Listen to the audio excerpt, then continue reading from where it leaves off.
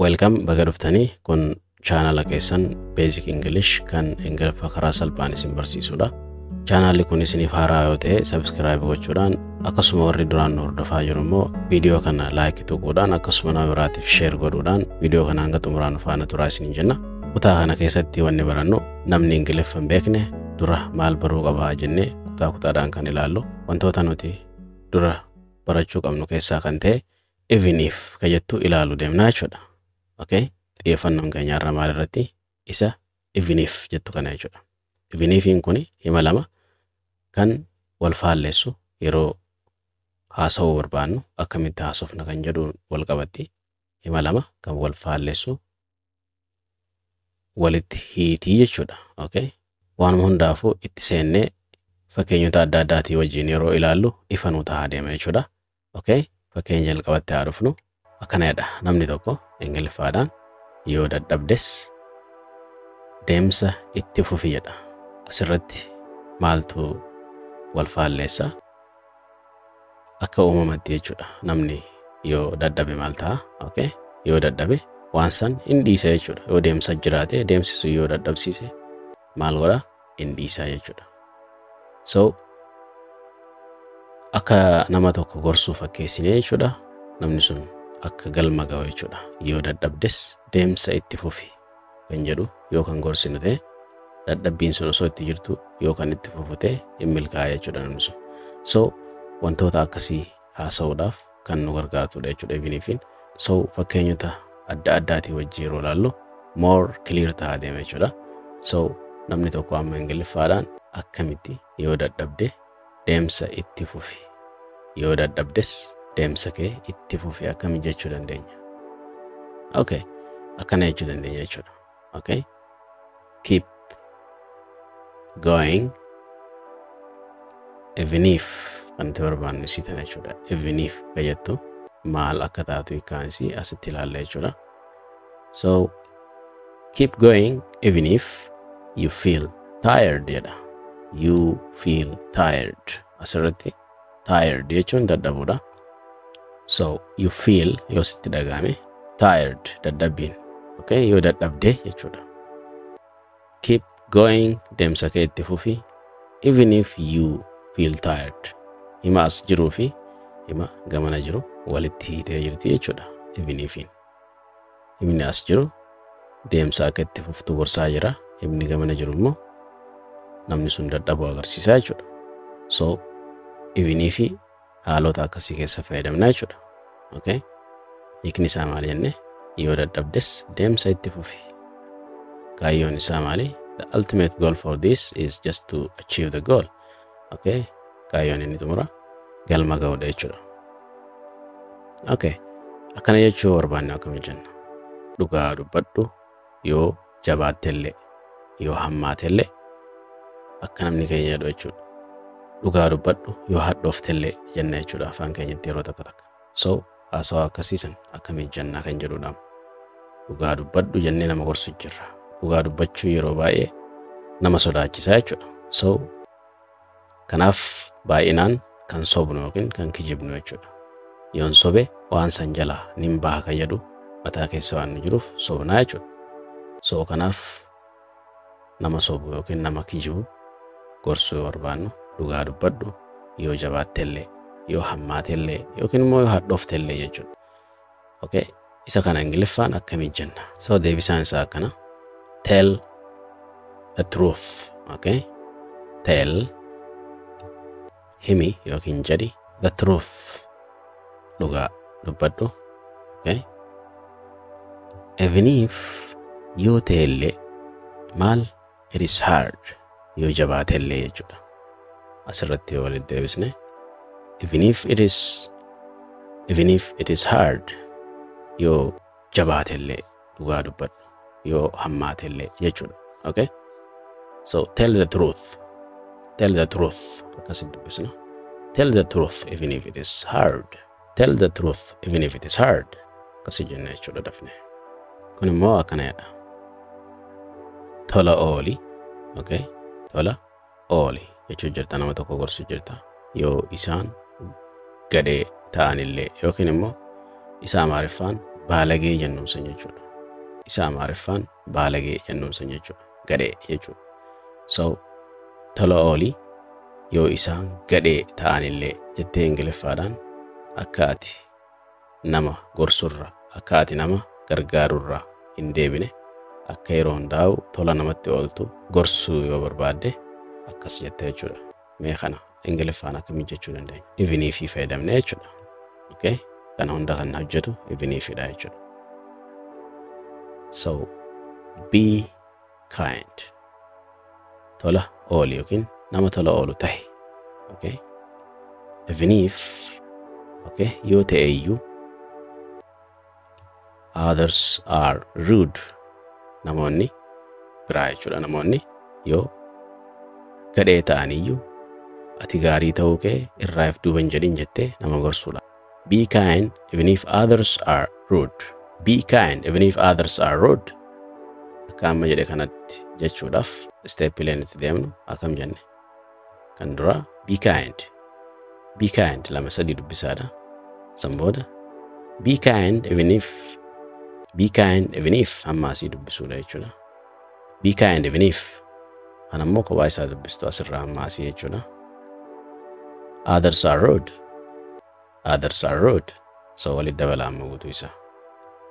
Kanaafi kana guutuu isaa walirratti jedhaadha. Be kind even if others are rude. Be kind even if others are rude. Akkasitti abbaan fedheewu ni jedha jechuudha. Steppii kana fayyadamte taanaan jecha dheeraa fedhe ni jette jechuudha. Okay? So video kana dhaabuudhaan wanni yeroo hunda isin gorsu video kana erga laaltanii xumurtan booda marsaa lammaffaarratti viidiyocha dhaabaadha jalaa barreeffachaa akkasuma shaakala isaa na wajjin shaakalaa jechuudha. Video keessan dhaabaadha yoo deemtan you're gonna be beneficial. Faayidaa guddaa irraa argattan jechuudha. Okay, kun immoo akkana jedha. Gargaari inni gargaarsa gaafachuu baatus jedha nam tokko. Nama gargaarsa naman gaafanne kan immoo gargaaramuu barbaachisu namoota biraa akka isa gargaaran gaafachuu jirra jechuudha haala kana keessatti. Okay? Akkam jenneeni gargaari inni gargaarsa gaafachuu baatus maaliifi namni gariin kan rakkatee osoo jiru nama waan kadhanneetu jira. Namoota akkasiisan akka namni gargaaru gaafachuu yeroo barbaannu akkas jennaa jechuudha. Isa kaname Ingiliffaan akkamittiin jechuu danda'aadha amma gaafiin keenya. So akkana jechuu deebiinsa. Help, okay? Help gargaari him isa even if ta'uyyuu maal he inni doesn't ask gaafachuu baatus jechuudha. So even if he doesn't ask inni gaafatuu baatus, okay? Help him gargaari. Help him even if he doesn't ask. Help him even if he doesn't ask. Okay? So akkuma reefu video dhaabaadha jecha deemaan siniin jedha jechuudha. Help him even if, okay? Help him even if amma asiin dubbiftu san booda he doesn't ask. He doesn't ask jedha yeroo lama sadii. So isa gamana jiruu fi isa gamana jiru walit dabalaa xumurarratti. Help him even if he doesn't ask. Help him even if he doesn't ask. Asirratti he doesn't jettaniitiin mul'isinaadha. Okay? Maal gootu? He doesn't jedhu qofa irraa sagalee dhageessisaadha. San booda ask jedha. Akkamitti jenna? Help him even if he doesn't ask. Help him even if he doesn't ask. Okay? So kana deddeebii keessaa akkasii jechuu dandeessu jechuudha. Kan itti aanutti yeroo dabarru akkana jedha. Sagaleen jeequ jiraatus xiyyeeffadhu jedha. Amma haala fakkeenyaaf kutaa keessatti osoo barachuu jiru alarraa wanti akka nu jeeqaa jiraate namni wanta alaa jeequ san dhaggeeffachuu maaltu jedhee xiyyeeffannaa dhiisee gara biraa yeroo deemu barsiisaan tokko maal jechuu danda'a? Okay, Ingiliffaadhaan jechuudha. Isa kana akkamitti jenna? Alarraa jeequmsi jiraatu iyyuu xiyyeeffachuu keessan itti fufaa akkamitti jechuu danda'a barsiisaan tokko? Okay, akkana jedha jechuudha. Stay focused. Okay, stay focused. Angaasi. Stay focused. Okay, xiyyeeffadhu jechuudha. xiyyeeffannaa kee itti fufuu qabdaa jechuudha. Even if there is noise, alarra jeequmsi jiraatuyyuu xiyyeeffannaan kee itti fufuu qaba yookiin xiyyeeffannaan keessan itti fufuu qabaa jennee gorsuu jirra jechuudha. Stay focused even if there is noise. Student, stay focused even if there is noise jennee jechuudha. Barattoota sagaleen jeequmsaa yoo jiraatillee xiyyeeffadhaa jechuudha jirra jechuudha. Okay, let's say one more time. Isa xumuraa tokko haa jennu. Stay focused even if there is noise. Okay, kunimmoo maal jedhaa? Dubbadhu namni kamiyyuu yaada keetiin walii galuu baatus. Dubbadhu namni kamiyyuu yaada keetiin walii galuu baatus jennee Ingiliffaan akkamitti haasawaa akkasii haasofna. Akkana jennee jechuudha. Speak up. Speak jechuun dubbachuudha jechuudha. Speak up. Dubbadhu ofirraa. Okay? Even if no one agrees. Namni tokkollee yaada keetii wajjin yookaan waliin galleellee yoo ta'e, okay? Dubbadhu. Dirqama dubbachuu qabda jechuudha. Yaada keessan baasuu qabda jechuudha. Akkamiin dafnee jennaan step 8. Speak up. Speak up. Kana yeroo lama sadii jennee san booda. Even if, speak up, even if. Speak up, even if. Okay. No one agrees. No one agrees. Walirratti kamitti deebisnaa. Speak up even if no one agrees. Speak up even if no one agrees. Akkasii jennaa jechuudha. Kun immoo akkana jedha jechuudha. Nama lamaatu wal lolee nama walitti araarsuuf nuti nama tokko gorsinaa jechuudha. Akka namni sun badii qabaatullee namicha kaan akka dhiifama gaafatu gaafachaa jirra jechuudha. Akkana jennee dhiifama gaafadhu badiin kee ta'uu baatus isa kana Ingiliffaan akkamiin jenna. Okay? Irra kutiif jechuudha jechuudha. So akkana jenna jechuudha. Apologize. Apologize jenna jechuudha. Okay? Apologize. Even if, okay, ta'uu iyyuu jechuudha. Maal badiin kee ta'uu baatus asiif deemna jechuudha. Badii kee jedhu isa fault jettu tana. Okay? So tokko tokkoon hiikuudhaaf apologize even if it wasn't. Dhiifama gaafadhu ta'uu baatullee jechuudha. Your fault. Badii kee ta'uu baatullee. Your fault. Badii kee jechuudha. So asirratti wasn't ka jettu maal nu agarsiisti? Waan dabre jechuudha. Wasn'tiin tun negatiiva jechuudha. Waan dabre negatiivaan jechuun was not ka jedhu gabaabsamtee short taatee jechuudha. Think of as teessi. So yeroo darbe keessa haasoo jirra waan ta'eef badiin wallolli jara kana yeroo darbe waan ta'eef so apologize dhiifama gaafadhu even if it wasn't ta'uu baatullee even if it wasn't your fault badii kee ta'uu baatullee badiin kee ta'uu baatullee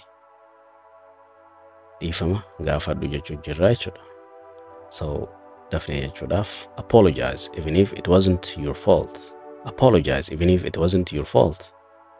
Okay? Akkasii jechuudhaaf stepii keenyaan adeemnu. Apologize. Okay?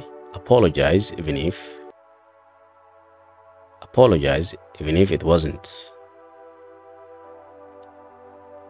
Apologize even if it wasn't your fault. Okay? Jedhamee akkasitti. Apologize even if it wasn't your fault. Akkasitti deddeebisaa shaakalaadha. Kun immoo maal jedhaa? Yoo aartellee tasgabbiin dhaggeeffadhu jedha. Okay? Maaliif jenna himni kunis akkuma kan darbe akkuma himoota biraa kan darbe wal faalleessa. Namni yeroo aare tasgabbiin hin dhaggeeffatu jechuudha waan takka. So aartullee tasgabbiin dhaggeeffadhu jennee gorsaa jirra jechuudha. So Ingiliffaan akkana jenna jechuudha. Listen. Asirratti silentiidhaan dubbattu hin dubbisinaati hin dhaggeeffadhu jechuuf. So listen jennaan jechuudha. Akka hin jirretti lakkaa'aati silentii waan taatuuf. Listen dhaggeeffadhu. Calmly asirratti kunis L'in silentiidha jechuun hin dubbattu. Akka hin jirretti lakkaa'a maqumaaf teessi malee. Calmly hin jennu jechuudha. Calmly. So walirratti listen calmly. Tasgabbiin dhaggeeffadhu. Calm jechuun tasgabbii yookiin tasgabbaa'uudha. Nama tokkoon tasgabbaa'e jechuu yoo feetan calm down. So listen calmly. Tasgabbin dhaggeeffadhu. Even if you are angry. Okay, asirratti aariidha. Shortii taatee jechuudha. You're jennee dubbisna saniifu. So listen calmly even if you're angry. Listen calmly even if you're angry. Akkasitti dafnee jenna jechuudha. Okay?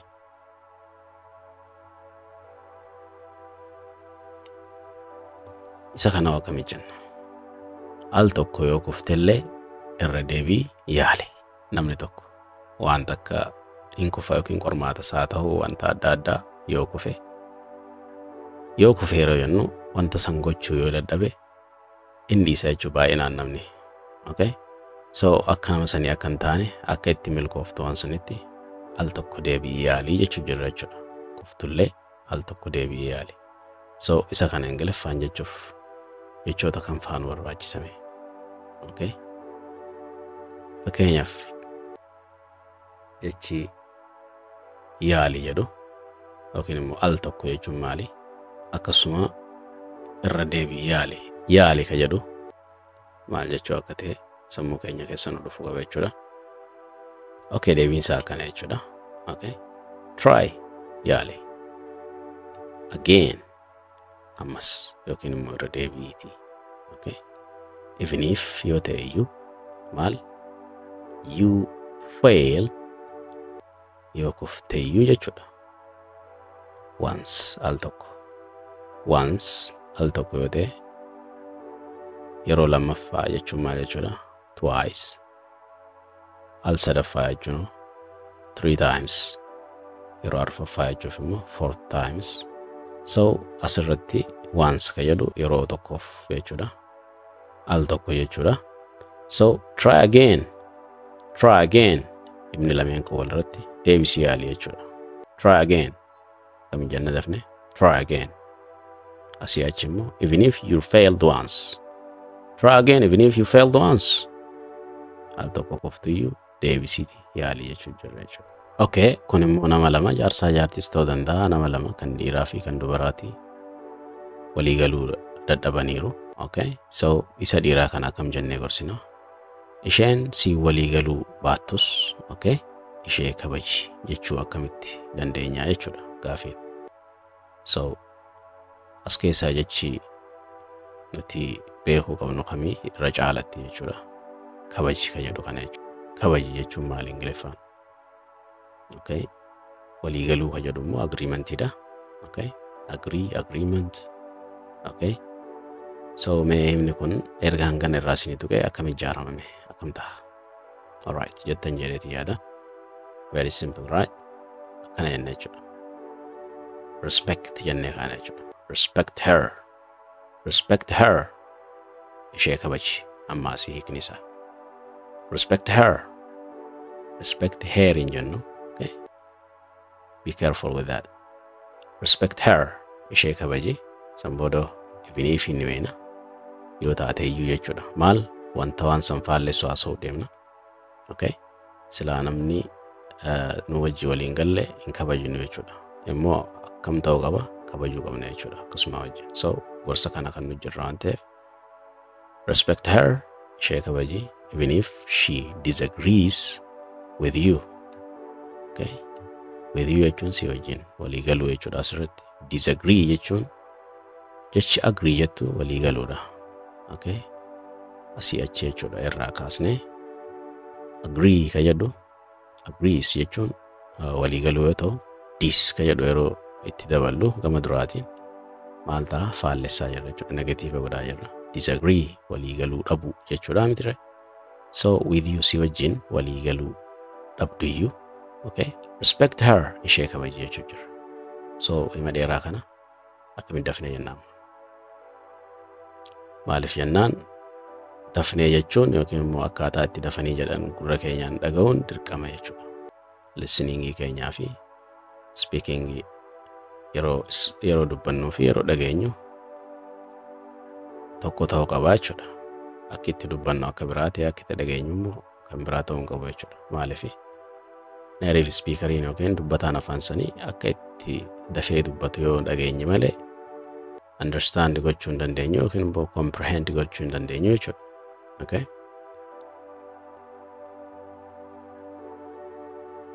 Inni kun immoo maal jedha? Galatoomi jedhi. Okay? Otuu gargaarsa xiqqaafis taatee jedha. Maaliif jennaan aadaa godhadhu namni waan xiqqoo sii kannellee galatoomi jechuu barachuu qabda jechuudha. Okay? Maaliif jennaan irra baay'een namoota akka itti beekamta wanta xiqqoo sii kannu ni aara. Wanta xiqqoo kannameef ni aara jechuudha. Wanta guddoo kannameef qofa galatoomi jechuu mala. Sanuu galatoomi jedhu yeroo saniyyuu jechuudha. So aadaa kana akka qabaatuuf nama tokko gorsu jirra jechuudha. Galatoomi jedhi otoo gargaarsa xiqqaafillee tahee jennaan jechuudha. Isa kana Ingiliffaan akkami jenna? Akkasii gadii kana ta'a jechuudha. Deebisaan isaanii. Okay? Say. Akkuma reefu jedhe. Say. Thank you. Thank you. Galatoomi jedhi walirratti. Say thank you. Galatoomi jedhi asirratti thank you hin jennu. Thank you. Jennee eegalla jechuudha.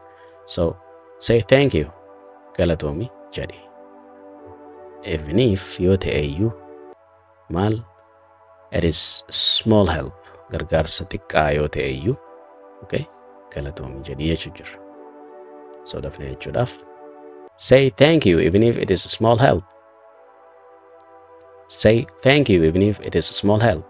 Kun immoo maal jedha? Hamma dandeessu yaali jechuu jirra jechuudha. Okay? Isa kana akkamiin jechuu dandeenya? Do your best even if no one notices. Dafnee jechuudhaaf do your best even if no one notices. Do your best even if no one notices. Do your best even if no one notices. Do your best even if no one notices. Gara xumuraa dhiyaachaa jirra. Maal jedha inni kuni? Si nuffisiisullee yookiin immoo si hifachiisullee jedha akka Harargeetti hifachuu jennaan. So si nuffisiisullee wanni tokko jechuudha. Hojii kee xumuri. Waan inni hojjedha jettee itti seente tokko yoo si hifachiisellee yookiin immoo si nuffisiisellee okay? Akkuma taate xumuruu qabda jettee nama tokko gorsuu barbaadda. Mee akkamiin jetta kana? Asirratti hojii ka jedhu job ka jedhu fayyadamuu dandeessani. Okay? Si nuffisiisulleen kun maali ka jedhu xiqqoo isinitti ulfaachuu danda'a. Maybe you know it. Beekuu dandeessani. Okay? Xumurii kan jedhu maali kan jedhu beekuu qabna jechuudha. So deebisaan isaa akkana. Finish. Okay? Finish the job. Finish the job. Hojicha xumuri. Okay? Even if yoo ta'eyyuu it is boring. Hojichi yoo kan nama dabbaru ta'eyyuu kan nama uffisiisu ta'eyyuu okay? Hojicha xumurii jechuu jirra. Osoo jibbitullee yoo ta'e waan san yoo xumurte you achieved your goal. Galma kee geesse jechuudha. So finish the job even if it is boring. Asit dafnee jechuudha. Finish the job even if it is boring. Finish the job even if it is boring. Akkas jennee jechuudha. Hima xumuraarra jirra. Ati of jaaladhu namoonni si jaalachuu baatanis akkamiin jenname? Namni si jaalachuu baatus ati dura lubbuu kee if jaalachuu qabda jettee nama if jibbee tokko gorsuu barbaadde akkam jetta? So asirratti jecha jaalalaa namni hin beekne hin jiru. Jechi jaalala jedhu Ingiliffaan maali ka jedhu sammuu keessan keessa deemuu qaba jechuudha. Love. Okay? Jecha love jettu beekuu qabdan jechuudha. British love jedhama. Ingiliffa Ameerikaatti yoo ta'e immoo love jedhaniini. Maaliif jennaan? Waan oo ta'e yeroo hedduu Britishoota biratti yookiin Ingilizoota biratti ooti dubbisu on oodha akkuma ooti dubbisu fakkeenyaaf God jedhan jechuudha. Rabbi jechuudhaaf. Ameerikaa biratti immoo God jedhanii jechuudha. Akkuma san jechuu jechi love jettu Ameerikaa biratti loveidha. British biratti love jechuudha. So jechi biraa kan hima kana ijaaruuf nu barbaachisu namoonni ka jedhu others maybe fayyadamuu dandeessa. So hamman erga beetanii mee walitti ijaaraa isin. Alright, ijaartan jedheeti jedha. Deebiin isaa kana. Love yourself. Okay. Love yourself. Hima tokko jaaladhu. Okay. Love yourself. Love yourself. Okay. Deddeebistanii jettanii. Even if kuni walitti hiituudha. Okay. Coordinator asiini. Coordinator hima kana lameeniiti. Okay. Jidduu teessi jechuudha. Others doesn't. Others doesn't. Okay. Doesn't kayattu maaliin bakka buuti. Love kayattu deebisnee jedhurra. So doesn't bakka buusna jechuudha. So doesn't jechuun negative sin jaalatan jechuudhaaf bakka buuti jechuudha. So love yourself if jaaladhu, even if others doesn't. Namoonni biraa yoo si jaalatu baatanis. Okay. Asirratti silaa akkam jechuu turre akka nuti beeknutti. Even if others, okay, doesn't love you kayadhu ture miti akkas jechuudha. Shortly jechuudha. Even if others doesn't, namni biraa si jaalachuu baatus jechuudha hiikaansa. Okay. So that's all for today. So barumsi keenya isa kana fakkaata. Wanti isinirraa eegamu qalamaa fi dabtara qabaatu qabdan jechuudha. Notebook kayyannuu san qabaachuu qabdani. Video kana jalqabarraa hamma xumuraa erga laaltanii xumurtan booda marsaa lammaffaarratti barreessuu akkasuma viidiyicha dhaabaadha. Sagalee san wajjin shaakaluu akkamitti akka jedhamu. Kanuma jechuudha. Formulaan biraan jiru. Iccitiin jiru kanuma jechuudha. Namni tokko afaan baruudhaaf wanta san barreessu, wanta immoo barreessu san akkamitti akka jiru beekuudha jechuudha. So dirqama namni tokko kutaa keessa dhaabbate isinitti himuun hin barbaachisu jechuudha. Viidiyoon isin bira jirti. Qalamaa fi dabtarri yoo isin bira jiraate. So those things are enough. Wantoonni kanneen gahaadha jechuudha. So hifannoota tokko malee jechuudha. Wantoota kana yoo kan gootan ta'e, okay, ni milkooftanii jechuudha. Galma ni geessanii jechuudha. So kutaa itti aanuun hamma walitti dhufnutti have a great time. Bye bye for now.